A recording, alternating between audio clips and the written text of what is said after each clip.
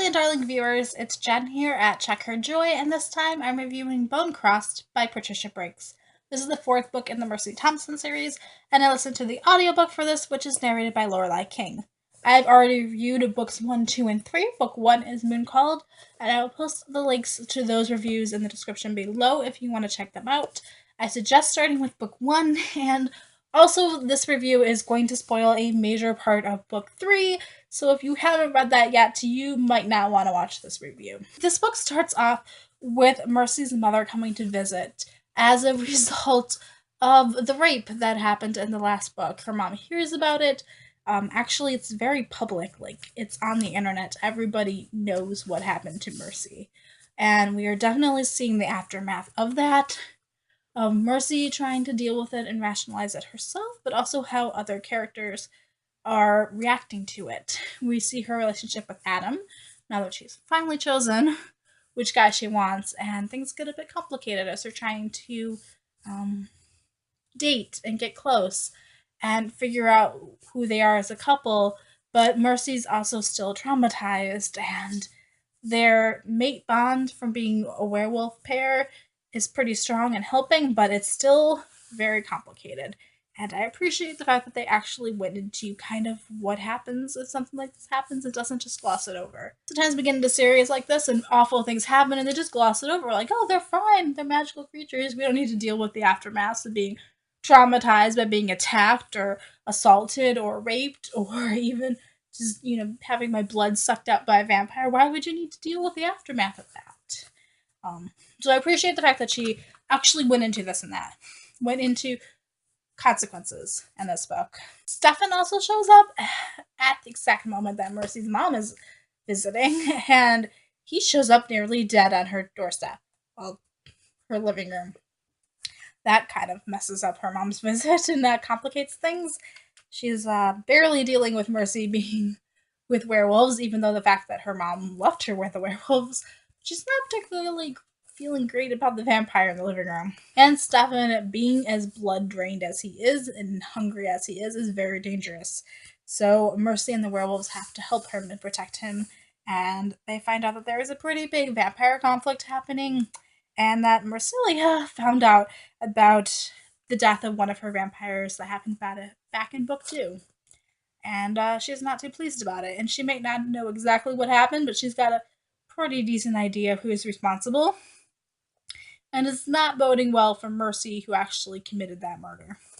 Let's just say. And then, if enough wasn't happening at that exact moment, when Stefan shows up in her trailer, that's also the time that Mercy's college roommate Amber shows up after not talking to her in a while.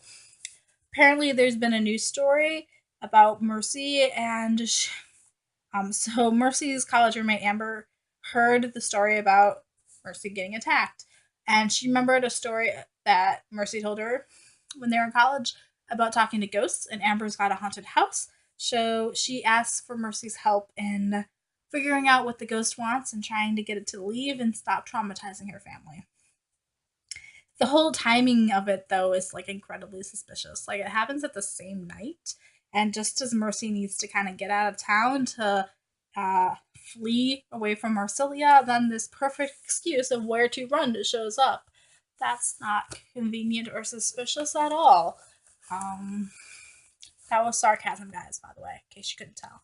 Amber lives in a different city, and the city that she lives in is entirely controlled by this one vampire called Blackwood, and he's incredibly territorial. There are no other vampire, supernatural, or paranormal creatures in his city. It is his specifically. No fae, no werewolves, and Mercy, being a shapeshifter, is not exactly invited.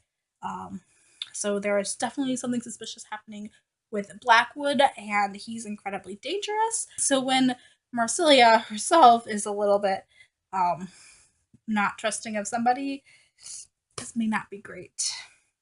I don't want to say that Marsilia is scared of him, but they're not exactly best buds. So the vampires are definitely playing a huge part of this book. And we also see Mercy's relationship with Adam and the ramifications of her choice to choose Adam. Sam's still sticking around, and they've kind of decided that they're they're like siblings. Like, I love you, but I love you like a sibling. We're not gonna be mates. Um, but it's still a little bit awkward having Samuel there. So going back to Amber's family, I really love her son. He is adorable. And Stefan and the son have some interactions, and I love watching Stefan like talk to him about Pokemon. And it's pretty adorable, actually. The son's great. I think he's like elementary school aged. So he's great. Stefan is also a great part of this book once he, recovers enough to actually start making his own decisions. And I love Stefan as a character.